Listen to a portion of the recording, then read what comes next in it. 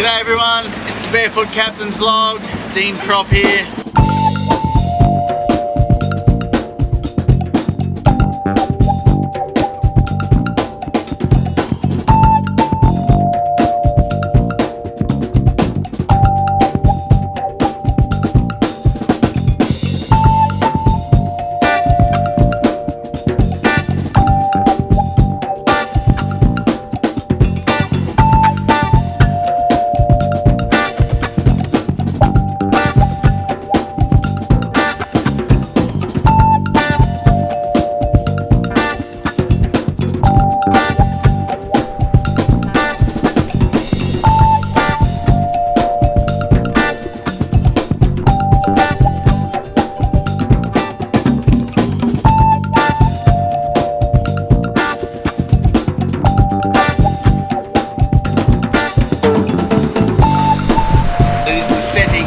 Of day 30, and we're almost at the end of this slightly horrendous crossing, this transit we've done and run into heavy weather. We finally got ourselves far enough south to be out of the wind, much nicer now, and as the sun sets the wind has dropped from 30 knots, 25, now it's down below 15. The swell was running at 2.5 to 3 meters, about 1.5 meters, maybe a bit more now. Much better. We'll be in the shelter of New Caledonia in about 10-11 hours. Thank you. Much better. Over the last few days, Barefoot has looked a lot like a 15-year-old slumber party. Everyone's just kind of been flopping wherever they can and trying to sleep in the saloon, on the couches, on the floor, anywhere they can find really. And that's kind of the way it goes. You know, it's all about managing fatigue when it's this rough. You just try and get sleep where you can, eat whatever you feel like. Too long. That's 2 words. I guess it's that we thought it was going to be like 2 days or something, so maybe, you know, we could have prepared more things for food. I think this is the roughest transit I've ever been on. It's showing and I'm utterly exhausted. Always a little bit seasick to boot. Not nice. Going into, nose into weather, into wind and waves, non-stop. It's been a big constant rolling washing machine. You know, we had to make a decision yesterday or the day before, I can't remember, to just turn into the wind and run engines, kind of down to our last sort of 150 litres of fuel, but we'll make it. Tanner is our next stop, but should be some pretty places to stop on the way. Never been to New Caledonia either. We weren't planning on going, but well, now we have to. The last couple of days we've just kind of been eating like little bit things here and there because like it's hard to spend a long time on the galley cooking, and if it's moving too much you have to be holding the pot because the pot just kind of moves around and it gets a bit uncomfortable.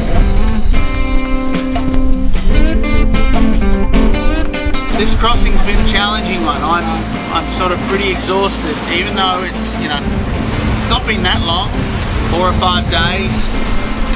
It's been hard because it's been very rough. We've broken a few things, we've had to fix a few things on the run. The water's coming down through a join, but I don't think it's coming through a join on the outside of the boat. I think it's coming through like in here and then it drops it down.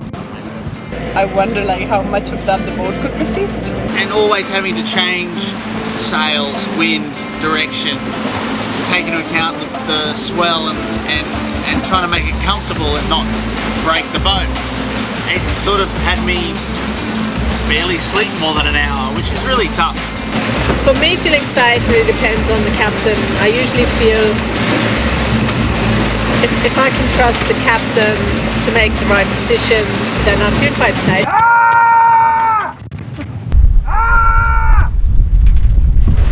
We are prepared. I've had to jump in the water and fix stuff in the middle of the ocean in 3,000 meters of water. I've had to fix some engine things. I've read a whole book.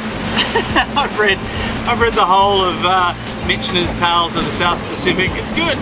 It's a good book to read while you're rocking around in the middle of the Pacific Ocean. Exhausting, challenging,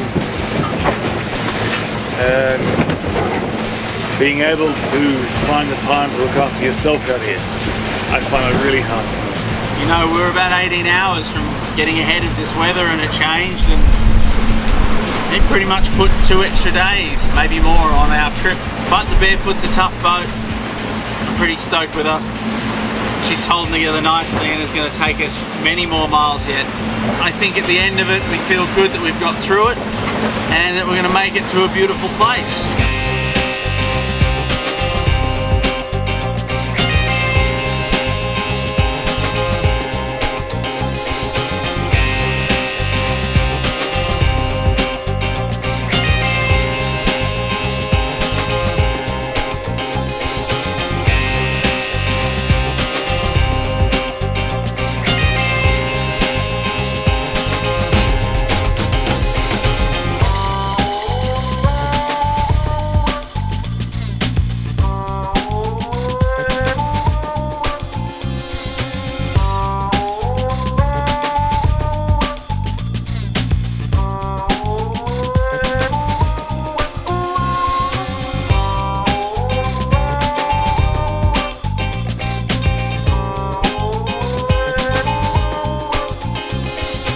Hopefully one of the Navy ships don't grab us and make us go down south to emigrate. That'll be tough. But then we'll head off to Vanuatu and continue our adventure. And look forward to talking tomorrow. See what other adventures tomorrow holds for us. Barefoot Captain signing off.